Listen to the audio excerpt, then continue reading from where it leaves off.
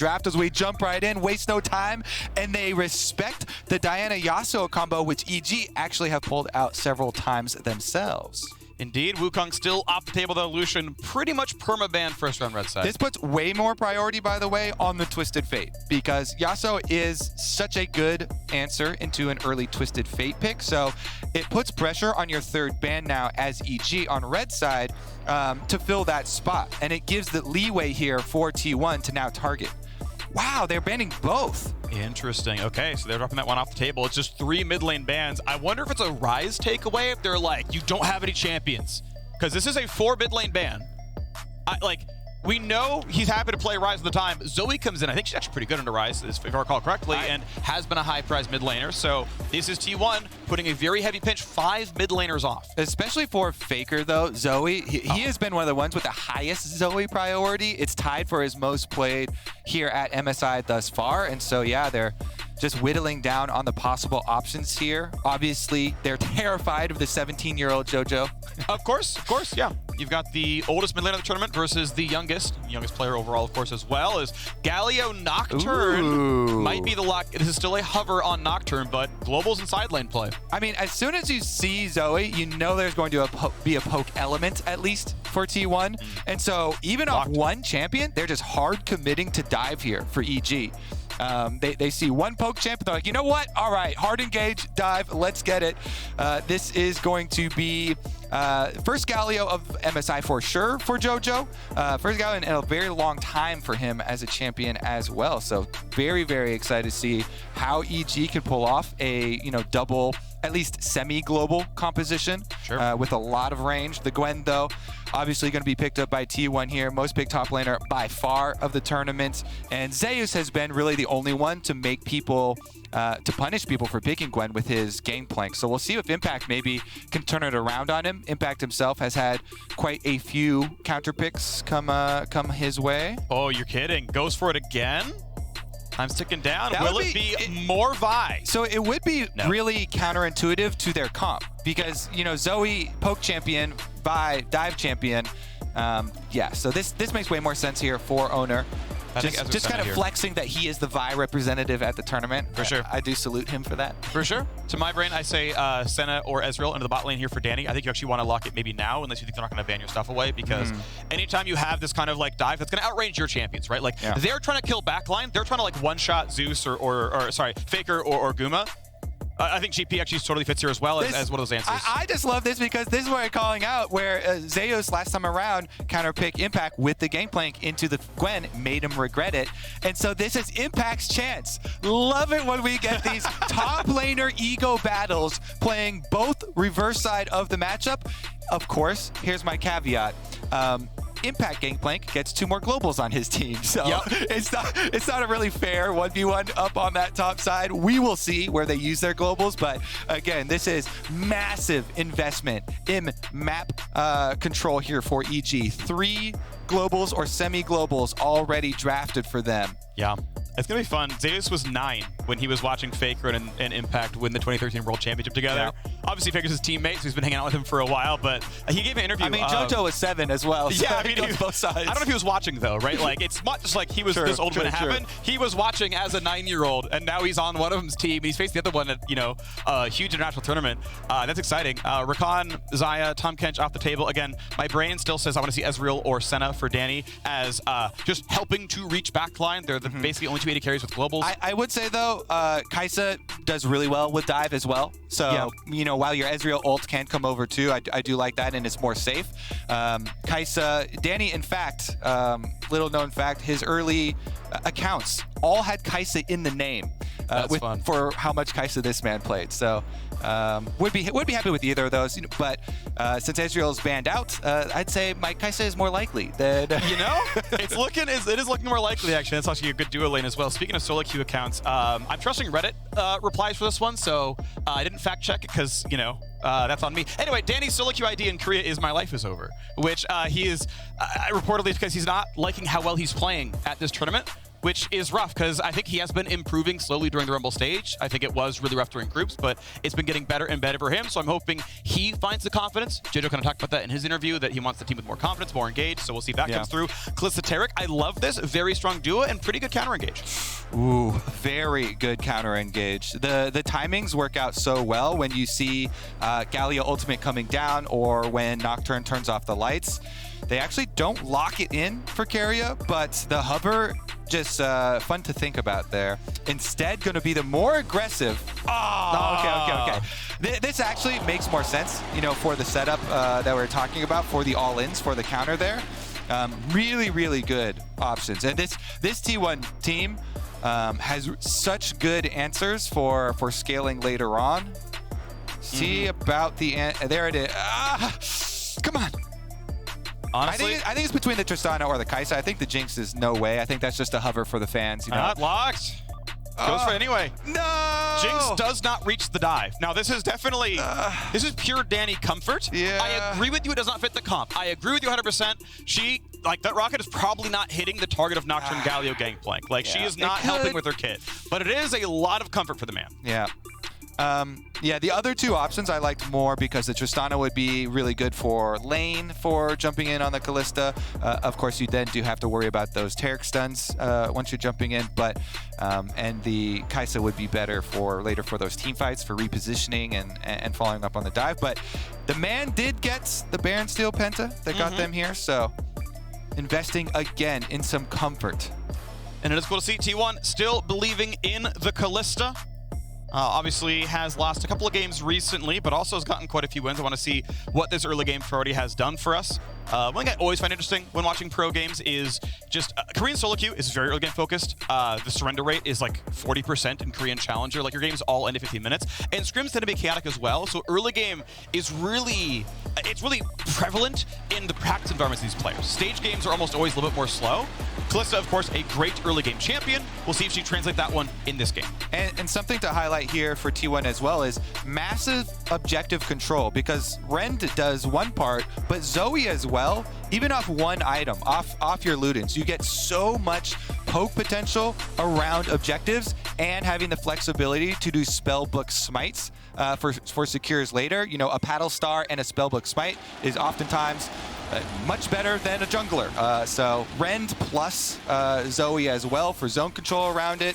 Really excited for the Keria Tarek as well, since this man, not only has he been one of the best performing supports, but so flexible in his champ pool. And this counter to dive is really some of the things that we've been looking for. You know, the evolution of the meta and the answers here at MSI. So a lot more expecting some of these counter initiation and dive champions. Yeah, so an aggressive look on each side of the map as Keria beelines it to the bottom lane, puts a ward down in the middle.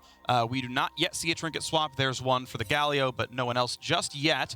It is going to be Vulcan with, I think, a ward, then a sweeper on his side, which means if they sit in lane and don't leash, he can sweep the trinket before minions meet. Otherwise, though, EG did not put an aggressive ward down for their top side. They did not donate one to Impact.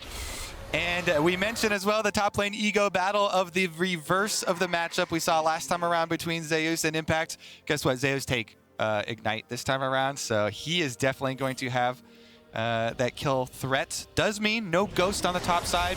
More vulnerable to ganks, more vulnerable to these globals that you can send up towards the top side of the map as well.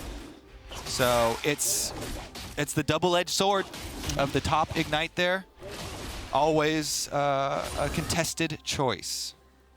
Well, Owner knocks down the rest of his red buff solo. He will smite something at some point. Right now, EG and T1 going to do battle for the bottom side. Now, I want to point out Tarek, by the way, incredibly good brawler in early laning. Once you get level 2, you can basically press your Q every 2 autos, and you have a lot of damage there as Impact and Zeus trade blows quickly. But you cannot ignore Tarek in a 2-on-2, actually. He will actually carry the team fights. Yeah, for sure. I mean, with the passive, spamming with your autos off, Vulcan doing some pretty good damage there to him as they fight it off early, though. First for EG. Oh, no stacks. Oftentimes, too. Yeah, level 2 first to chase him down. Yeah, I thought Vulcan had a stack. If Vulcan had a stack, that was 2 first for EG, but he already burned 2, so really good trade by T1. Guman knows there's no way I lose this one if you turn back onto me. We've got the Tarek healing. Yeah. and takes a good chunk. I like playing the Taric super aggressive in the first few waves as well, because if you can get the push, if you can control of lane, then Taric being able to recall and go get mana like an early tier or something is amazing, because you get to spam out your spells, make use of the passive, constant healing coming through. It's definitely one of the most mana-hungry supports that we have left in the game. So is one that we see invest more in mana and less in some of the earlier survivability options that some of the other ones do. But Owner's here already. And Dive ignores the Q. He's so low. He's got Nocturne's nearby, but Impact's so close. The deck gets a Q heal. 130 health. Might have oranges available. Inspired now sees what's going on. Do they have the fight, though? He's going to have a fear. Owner going to ward hop away. That is a long cooldown, though. 16 seconds if you don't go to a teammate with that one. So Inspired still on his way. Now, didn't take Wolves, so is not level 4 with Krugs dying. As Owner takes him away, Impact going to try to stay alive under the tower.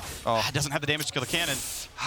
Yeah, they're getting some denial off regardless on him. This is quite nice off this pressure. Man, Zeus too with the Ignite. I thought he was going to pop it and go all in there, but Owner fishing around, can't find a Q, and EG avoid what could have been a pretty big disaster on that top side, I feel like, brewing. Regardless, T1 are ahead in gold off of their CS on mid and bottom.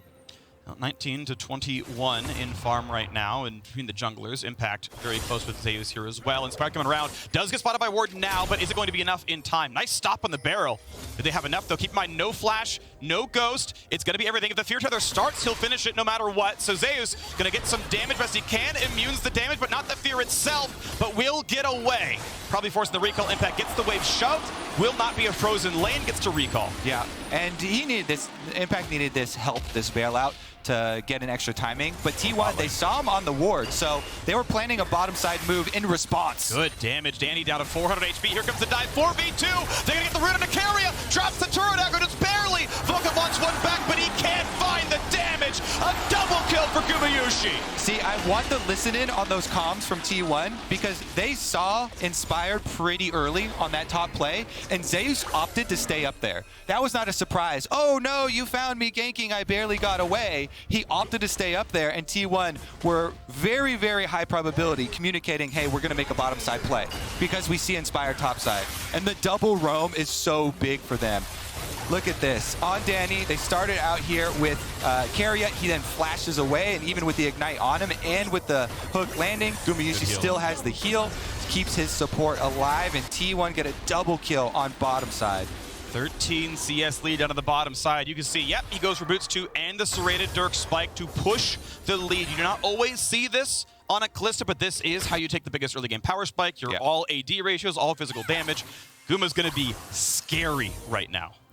Definitely, definitely true. It also means that the Dragon stacking should probably start early for T1. Inspired here to answer the possible play, but this is a smart ward to see a wraparound gank. Inspired already been given up. Double roam down too. Look at the punish coming from the river. Here comes Faker. Level 5 here on the top side. We got a bit of a fight as well. Impact wants 6. It should be soon for the two of them, but Zeus is 6. Forces the flash out of Impact. And then we got to fight to the bottom side asleep. But they've got a Galley nearby, so Jojo could always re-engage this one. Vulcan down to 350, but will stay alive.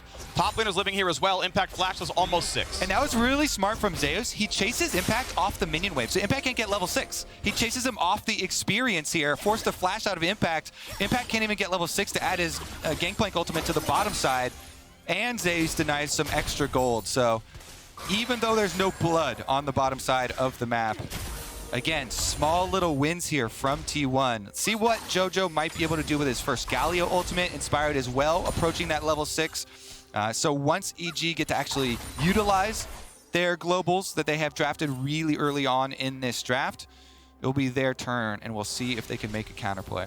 Might be 6 for Inspired. I'm not sure how close he is. Krug's obviously the most valuable camp XP-wise, so it might tick him over. You can see half bar is not enough, so he's going to need to wait for the next respawn of the jungle. He's probably donating blue to Jojo, so it'll be even further delayed. Looking at the bottom side fight, nicely done. A quick stun, no follow-up really. This chopper's actually pretty well placed, but Guma gets to stand outside them. T1 feels just fine. All right, transition down towards bottom side here for Inspired. Yeah, we'll see if he does hand it off or take it for himself. Honestly, with Galio, could be fine to just take it there for Inspired. Get blue buff. and look for your first ultimate. But some deep wards already placed if we look at the mini-map from T1 over there, up kind of the little alcove brush but below blue. So if you do hover down on Nocturne, because rank 1 Nocturne ultimate is very short, and you actually do have to get pretty close to the lane, then he would be sighted. Does take that blue. Yeah, so you grab your second blue buff for the extra experience, clear out your wolves. He'll have access to it. Vulcan, can he find those wards? Nope. The treasure trove. Yeah, would have been a nice little bit of gold, but not going to matter. We'll point out, bot lane has remained at a 13 CSD, so despite the item lead, it hasn't been pushed just yet. I'm not saying it has to be every 40 seconds, but it has remained flat since we first checked in off the recalls. Vamptither comes in, you've got the dagger there as well, so Gumayushi on the races towards his shield bow, as Danny still not to Noon Quiver.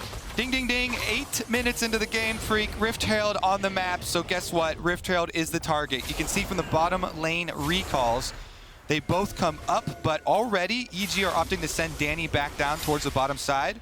Now, the rest of EG then would just want to delay T1 to allow Danny to push that bottom wave into the turret and try and get a turret plate for themselves. They're not going to fight anything around here, just... I wonder if they can even trap the rotation. Like, if you play it aggressively enough, right, you can find Vulcan's going to try and delay. Yeah, but Faker's here as well, though, so the problem is it's actually a 1v3. Vulcan, you got to be careful, bud. No one's just a spectator. Silent spectator. What? Wait, he flashed. He, like, actually flashed. He actually flashed and did not catch anyone with that one. That was a very strange choice. But nobody saw it. Copium. I saw it. But T1 don't know that the timer's down. That's true. Oh, my goodness. All right. Well, they're going to blast going into the Dragon as top plate does fall there and more money over to Zeus. They don't actually drop the Rift Herald. EG will pick up the Dragon in payment. Yeah. I mean, I think Herald is generally going to be more important, so T1, obviously, with rights to the map, they own it. They take the better of the two objectives. Jojo tries for Plan of Faker, who gets away himself. And Danny did get that one plate, that kind of price tag that has been the normal price tag of Herald, is a minion wave pushed in and the plates after. It's still definitely well worth the price for T1 to force on Rift Herald.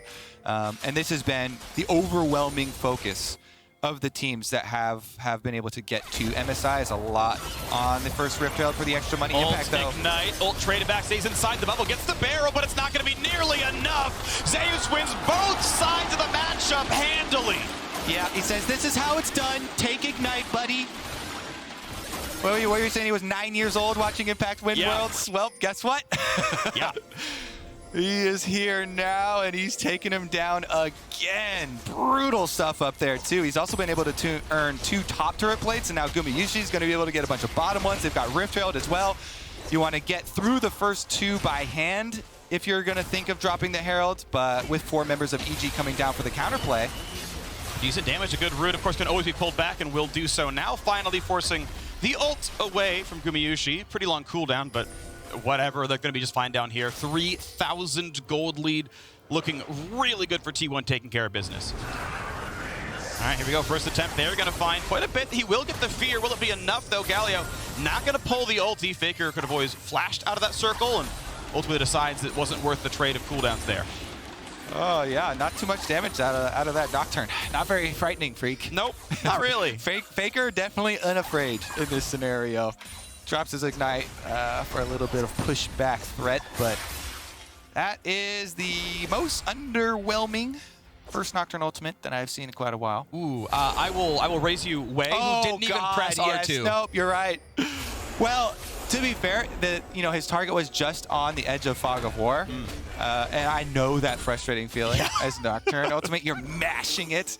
But you're correct. That is number 1 on our list of most underwhelming. But we got top 3. You know, we got top 3 out of that one. Is it more underwhelming to not press the second one at all, and then they don't know that you don't have damage? Big fight on the bottom side here. Vulcan gonna get low, able to get out of range. Likes to dub it. Owner's around. Sidestep on the Q. Danny does not juke left. Turret plate is gotta have like 1 HP on it. And here's a Herald summon. And I believe with enough control, you can see him running away. This is the entire turret bot side. They've already been winning top lane. Zeus is crushing up here, but this is gonna be the entire turret in the bot lane now as well. Impact, a danger flashing away. Faker and Jojo in a battle here. But does he have the damage? Not really. Faker able to walk away pretty easily. Yeah, able to fight his way out of that one. Wow. Again, both sides of the map, T1, are winning these slow, inevitable, small gains. Bottom turret ends up going down. Zeus keeps pushing on impact, gets another wave, gets another nice, easy recall off for himself. His Riftmaker is done. Rift Herald even gets the second charge off on the second turret down here. Ha! I beat you to it, MasterCard! Thank you, though. Thank you for that. Danny's still scaling up for EG, though. They're kind of doing their pray for late going on here for EG. It is really feeling reminiscent of those old days of the slow, inevitable movement here from T1, constantly gaining objectives and advantages, though. So much gold accrued here with only 3 kills, we say. But again, Rift Herald plus all these plates that they've been able to get, just Zeus smashing up on top side. He got a couple visits from Owner, so there's a little bit of extra jungle attention, but Zeus pretty handily declaring himself, honestly, king of MSI top lane. Yeah, he is. This man has just been outstanding. And maybe, you know, as we play this one forward, looking at T1 as a team overall, and Zeus obviously doing an incredible job to make it this well. They're going to be up to 5-2. This is, you know, 90% a win for them at this point. EG have not found their way into anything but a dragon as a cross map. At 5-2, rematch with RNG, they could win that one. They could tiebreak for first. T1 could end the group stage, the Rumble stage, on top. Gonna try now on the top side. This is the ultis coming through. That's gonna be a lot of damage, but Tarek finds the vulnerability. Danny gotta be careful for a second. They finally get one on the board, but it cost them practically 5 ultimates. Technically 4. A lot burned there, but on the other side of the map, guess what? Gwen is pushing in the bottom lane. They do need to make some plays like this, though, if they're trying to get back into this game. Zeus, yeah, he pushes up bottom lane, but it honestly doesn't do anything because Impact's there to catch the wave, and bottom turret was already taken. So they lose one Wolf Camp, and they got a kill. I am definitely in favor of teams overexpending ultimates. You know, R buttons, don't care about these cooldowns. Get money now. Get paid. The dragon is coming up, so it means, yeah, without all of our R buttons, we probably don't want to fight this fight.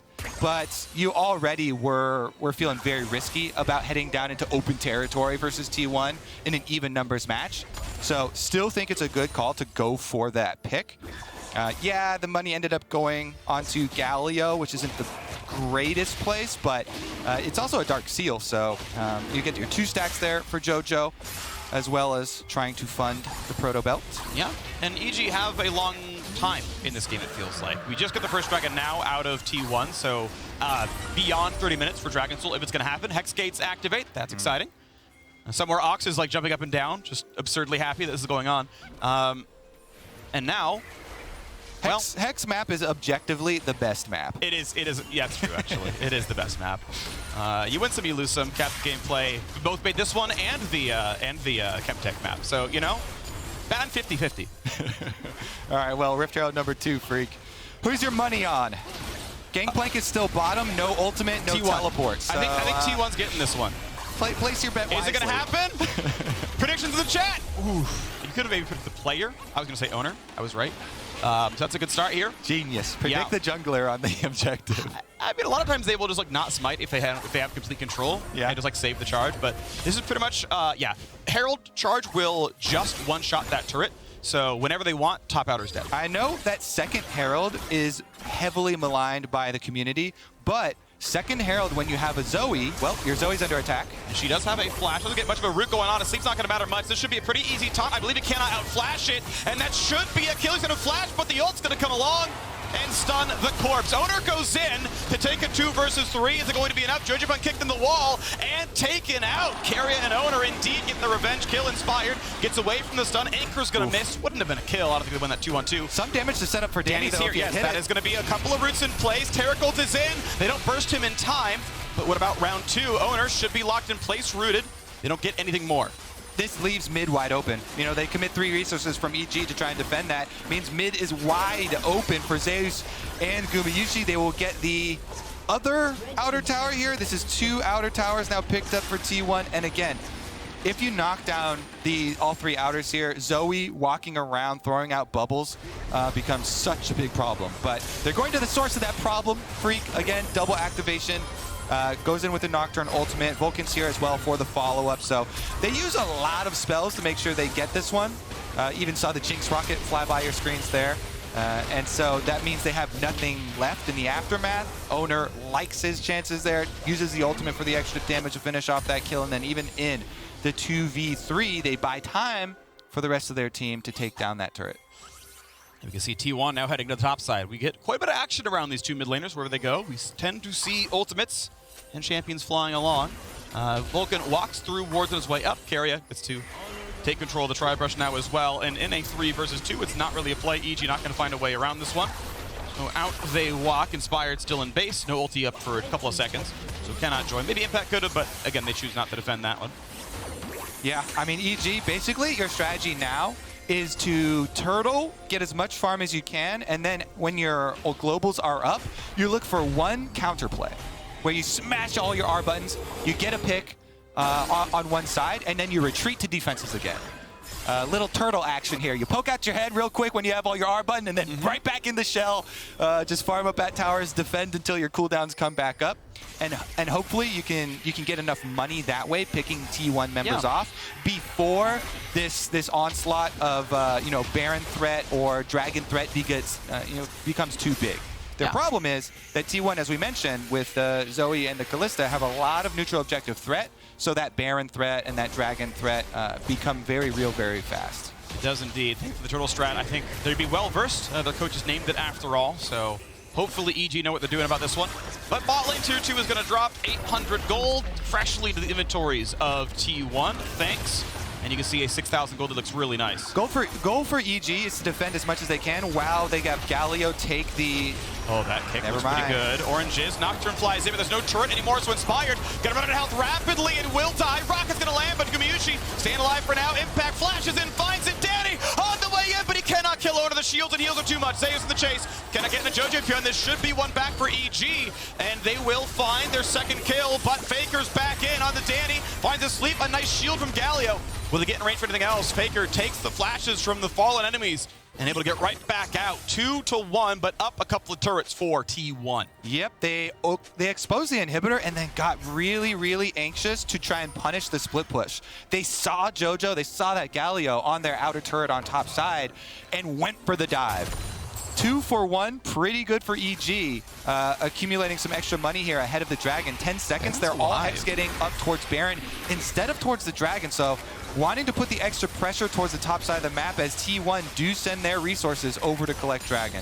Yeah, this Dragon, of course, not terribly important. The stats themselves and individual drakes, not very high. The threat of Soul, again, pretty far away. So instead, nice by Faker, right? Jump over the wall. Where are the wards? What could be going on? Obviously, they have that one ward in the river. Well done, Keria, putting that one down earlier. Make sure it was there in time for the Baron spawn, and EG they'll get some of this river, but not all of it. Faker might steal. He does. Nicely done. Yeah, Spell Shield does not work after the bubble hits you. Doesn't matter too much for Inspired. He's going to be fine, but nice hit by Faker to take it away. Great sleep there, and it's not going to be any follow-through, but this might be not too bad. But, of course, Guma's nearby, so the ulti is forced. You don't burn too hard because he's always safe. Yeah, that is a decent cooldown forced out there by, nothing necessary here from EG, so some basic ability used to get the Kalista ult down. Don't think T1 are going to sweat too much because of it, though. They'll still move into the Baron River and get all their vision back. This is why it was pretty big that Faker got that steal on the Scuttle Crab. The only non-removable vision that is in the game. Pretty good pull, nice jump over the wall. They are burning this Baron down rapidly. Red Smite pretty strong. Can they answer in time? EG, okay, here's the TP in for Gangplank. Ult's coming up soon. Inspired turns out the lights. Terracolt's onto 4. Got to disengage. Can you buy time? Stopwatch burn. In they go. 1 and 2. This could be the fight for EG. Looking to knock down the top lane. Zeus drain tanking. A Gale Force works well. Vulcan steps away. Owner should drop a stopwatch, buys time, but this should be a very easy kill. Goes in, and it's a 4 for nothing. The Jinx, they did it. No way. EG win the fight on Baron. My goodness. Impact does so much work. Freak, they invested in the comfort. They invested in the Jinx, and again, around Baron, EG get a team fight. They get right back into this one. And that's going to be Baron falling. No Dragon to pick up, but you've got every single turret available to claim. Danny even kills the Baron. Impact may have lost the lane, but he wins the team fight. Look at this. JoJo, he teleports in, he gets a stopwatch off just in time, and then the double Nautilus knock up there on top of a big explosion with Barrel plus the rockets from Danny. Then I get a little scared here as Zeus almost able to take down Vulcan, but his stopwatch keeps him alive. He barely walks out. Owner doesn't hit the Q on him, so no EG member loses their life in that fight, and they clean up so hard. The Inspired stopwatch was so clutch because he basically waited out the entire Terracle. It was on everyone, and they got to wait it out. All 3 of those stopwatches from EG were critical. JoJo's to start it off, then Inspired. Now we've got another attempt. Is it going to be enough damage, though? I mean, Chunk's down to 1K. Will there be follow-through is the question. Not just yet. Low health, he ults to get away, but he will still drop. Great kill for T1. Fake gets right back out. Beautifully done. Zeus gets a 1 for nothing. Yeah, bit aggressive there, and now walking on the bubble. Okay. Isn't going to pay too much for that one. Whew.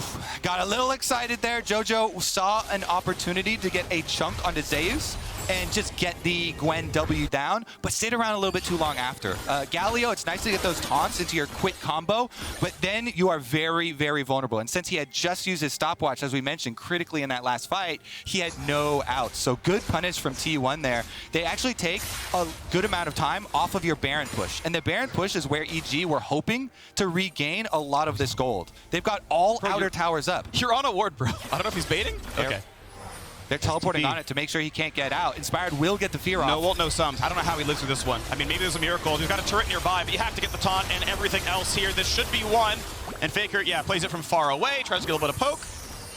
That's like, I don't even know. Yeah, that was on like some 16 head right there, where you're trying to be really far ahead of them. Yeah. Or it was like, yeah. Yeah, I mean, 0. That's a 0 head, right? That's. I'm trying to imagine what the next steps were that he was calculating in his head while he wasn't looking at a screen. I mean, yeah, there were steps elsewhere, but he tripped down the stairs. He didn't watch his step, you know? So down he goes. Faker, yep, gonna defend top lane, no problem. Baron timing out. Rumble Baron power play. Only 1,200, in fact. EG lost a fair bit of control after that Baron kill. I was about to, before that mid-play, set up this Baron as being so critical for EG because they had not gotten any outer turrets in this game. That means there was so much standing gold on the map that a Baron fight win like that for them, even if it's not an objective bounty, should theoretically get you a bunch of extra tower gold, since there's so many exposed, outer turrets here that are pretty low-hanging fruit. Now they've only got 14 seconds on it, though. That's why it was so big that T1 got that kill onto JoJo to stall out on that Baron pushing. That effectively saved T1 an extra outer tower, I would say, and that amount of gold. So all ultimates are available almost here for EG. JoJo's ultimate coming right back up here for the Galio, so they do have the big wombo combo dive to be able to look for the back line. Faker does have Flash and Zhonya's, so he becomes a bit more difficult. It's just the shield bow there for Gumayusi for him to rely on. So those are the 2 carries that they're really looking to burst down. We got Zeus looking for a bit of a flank play. He's going to be not quite on vision, but now giving this away with the Scryer's Bloom. Says, okay, I know where everyone is. This will be the 3rd Dragon for T1. The question is, what does everyone play for? EG could try to overcommit on mid and knock down mid turret. And pressure Gumayusi, not going to find the anchor just yet. Zeus does not get hit by the barrel either. But Impact wants to walk up, 300 damage crit, not bad, a little bit of poke. EG go back down the river. They have control ward in the pit, but not one in the brush. That's actually owned by T1. A nice taunt doesn't mean a whole bunch, though. A little bit of trade back and forth. They're going to be fine. Pretty tanky champion. Owner now on the side. Spots Inspired. And it's going to be 5-on-5. Goes in. Looks for the kick. Gets it. Nicely done. And that could be a deletion. Danny's already gone. Nice spin of time. Bobbed by JoJo up here. And they trade back the jungler. But will the team fight be one? Inspired dropping. Fierce. Gets betrayed. And look down at Faker. Faker should be attacked. Flash the safety still goes down. And now we look at Impact. Down to the brush on the bottom side. Inspired barely staying alive. Zeus the chase to looking for Vulcan. Will get the kill. And Impact, can he find anything though? Slowed down by the Drake. Every 4th attack slows. Barrel, got a sidestep. Gumayusi shuts him down. Dragon number 3 for T1. Zeus does so much in the backside. Team fight victory, +1 kill, +1 dragon. Welcome to the new generation of T1. Impact tries to play right into Gumayusi there. The dragon, extra auto, slow and extra damage. Owner, though, starting this out with a beautiful ward hop into flash kick onto Danny. He uses Inspired as an extra ward to go for the long wraparound onto the EG carry, just assassinating him from the very beginning. From that point, though, EG fight pretty well out of it. and with Inspired being able to live out of the top side, they almost got out of this, with even kill counts and would have to give over the Dragon. But then Impact running past the Dragon towards Guma with Flash gives an extra shutdown over to Gumayusi and into the hands of the Kalista. So that was actually a pretty big mistake. And it still gets T1 to Dragon Soul point. The Evil Geniuses looking their ruins off of a 3,000 gold deficit. The LCK's T1 did stumble a couple of times here in the Rumble stage and had the one close call against EG. They did lose a team fight, lost to Baron, but since then have collected themselves, and they've won pretty much everything since then. Dragon's Soul point, 3.5 to go until Hextech Soul. Pretty good with poke. You get the, Zoe Q turns into a slow. Can look pretty good. Gwen is such a difficult problem for EG to solve right now, too. Their comp is so much dive onto the back line, try and take down T1 carries. But after they do that, then you still have the problem of Gwen to solve, and this is going to get burned down so fast in Fog of War. Owner showing so that they don't think that they're already on Baron. They don't have the jungler in there. Get some vision down now, though. 9,000 health. They've got time to fight it. All right, no Ren stack, so Nocturne walks in. Gala the same. Here comes the Taric ulti as well. Will they burn down Baron? Looks like they're going to try it right now. Inspired. 2K health smite. It's going to go to Evil Geniuses. And I've seen this before. Danny Free Fires attacked by Zeus. Stays alive. Evil Geniuses in the North River taking down the enemy team. The kids are at it again. Freak EG right down the mid lane with Baron. They're going to push straight through the T1 base. Only Faker stands between them and the win. 20 seconds on respawns. That's at least inhibitor. Next will be a close call. Jojo walks up. Jojo gets the taunt, and they're going to buy a second or two.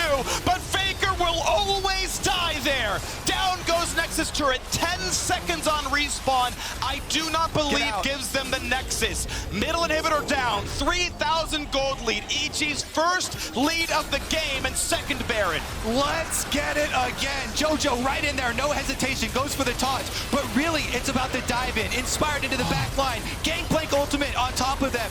They burst down Kalista. There's no rend. And then with the GP damage still ticking on it, he gets the smite. They get the extra damage. And then T1 completely collapse after. I have to flame Gumayusi. He walked out of Taric ult, Kobe. Just stand next to the other target and become invincible. Nocturne hard dives, the freest kill in the game. You cannot make plays like that on this stage. Guma has had such a rough tournament. They're going to watch that one back again. Oh my goodness. Hopping out of it. And he goes down right before the rend range. It's a mistake. That's what happens. All right. What do you do after the mistake? How do you get right back into it, though? Now, EG, they're going to clean up. Those outer towers will melt this time around. They're ahead in gold now and pushing hard. Looking for it now. Danny on comfort. 3.5 items here on the Jinx, and he's getting turret gold. Some of it solo, some of it shared partially. Vulcan could walk back and donate the 550 over. He's going to take his share instead. Wants to maybe get to his next item. On the way towards, I think it's on Anathema's actually. We've already got one. And the GA, so Inspired is a great front line now. Take the reset, quarter of seconds, 7,000 gold on the Red Bull Baron power play. Now that did count the kills in the pit because Baron was first, but obviously a huge swing. And look what that gold has resulted in. This is 4-item crit Gangplank. These are real barrels. Yeah. You know, when we've seen multiple times, Zeus played it magnificently, but his build was way lower damage. It was super tanky build. Here we go with the all-in. Good ulti over the top as well. Not going to find the knockout, but they do get that fear. Rocket hits one, and they're going to get kill one. They're going to get kill two.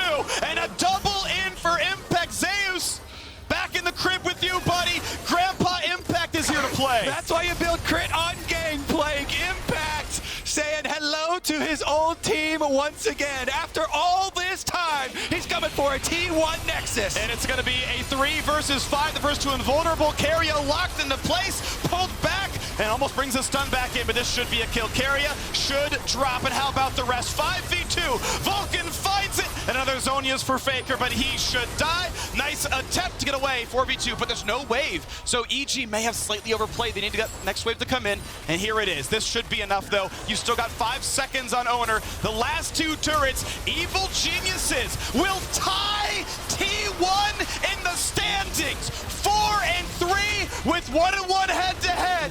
Evil Geniuses finally